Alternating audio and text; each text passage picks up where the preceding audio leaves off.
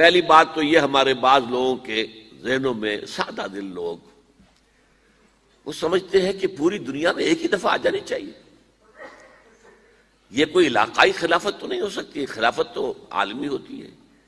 ان سے میں کہتا ہوں عالمی خلافت کب تھی جناب؟ یہ تو نہ خلافت راشدہ میں عالمی تھی. کیا ہندوستان شامل تھا اس میں؟ کیا چین شامل تھا؟ کیا یورپ شامل تھا؟ اور سب سے بڑی بات یہ، اگر ایک دم پوری دنیا پر خلافت قائم ہو سکتی تو حضور کے دست مبارک سے ہوتی، لیکن نہیں ہوئی. نتیجہ کیا نکلا؟ ایک ملک میں حضور نے قائم کر دی، جزیرہ نما عرب، یہاں خلافت قائم ہو گئی، حضور خلیفہ ہے. اب وہ نقطہ کون سا ہوگا، نقطہ آغاز کون سا ہوگا؟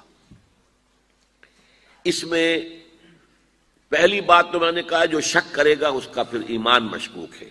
ہوگا، لازماً ہوگا، گلوبل ہوگا، پوری دنیا میں ہوگا.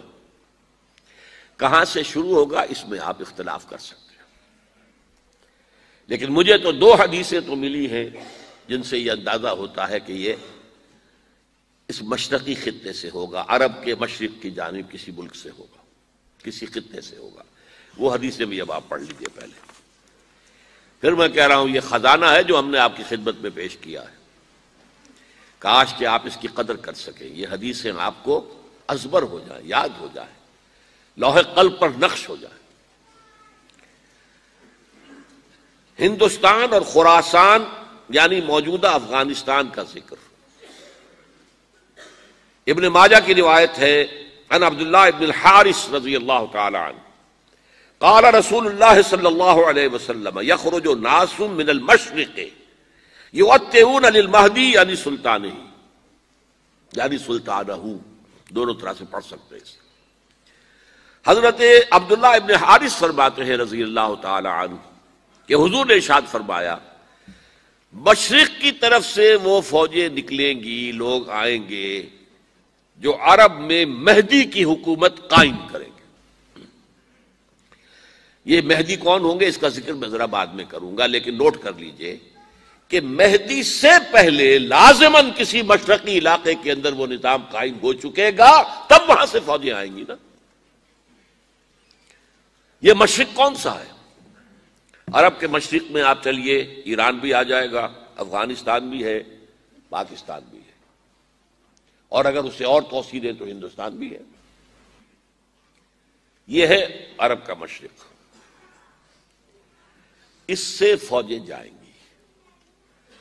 اس کا کیا مطلب ہے کہ اس میں سے کسی جگہ پر نظام خلافت پہلے قائم ہو جائے گا تاکہ وہاں سے فوجیں جائیں گی جو جزیرہ نما عرب میں حضرت مہدی کی حکومت کو قائم کریں گے.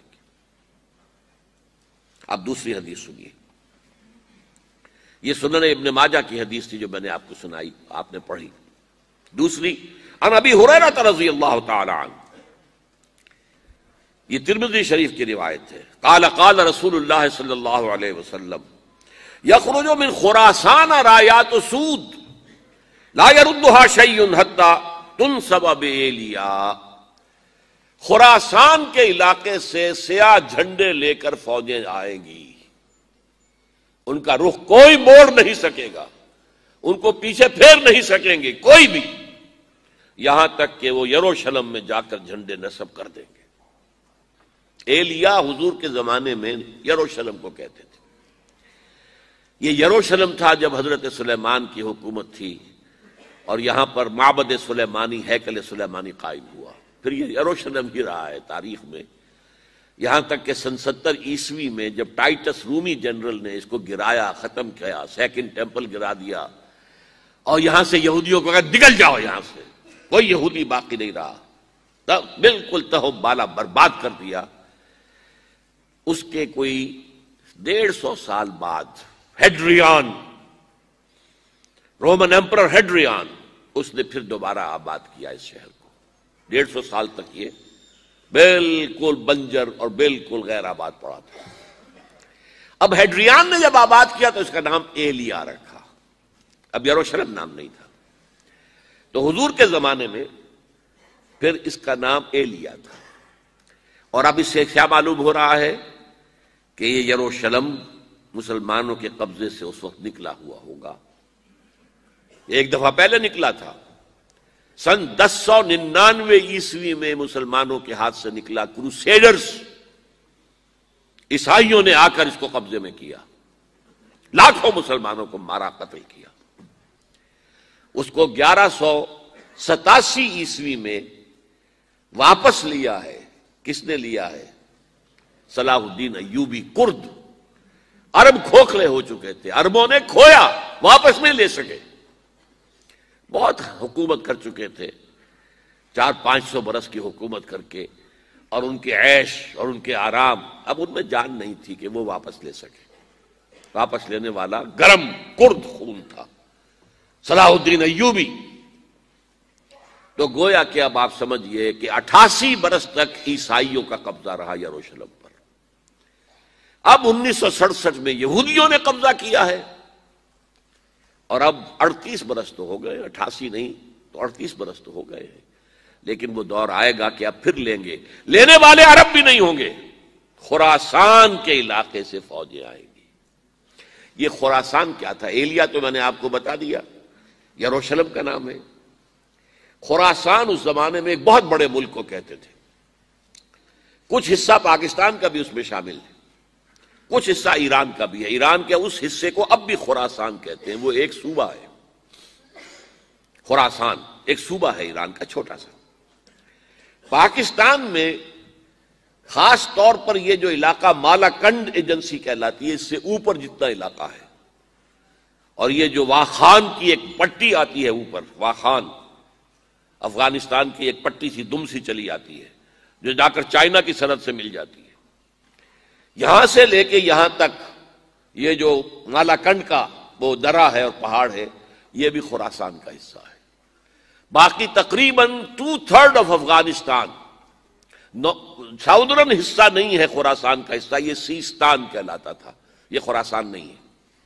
لیکن یہ کہ اوپر کا 2/3 آف افغانستان، اور اس کے ساتھ یہ جو عرب، جو اب یہ ترک ممالک آزاد ہوئے ہیں سوویت یونین کی ڈسولوشن کے ساتھ، یہ سارا علاقہ کہلاتا ہے خراسان بزرگ، دی گریٹ خراسان۔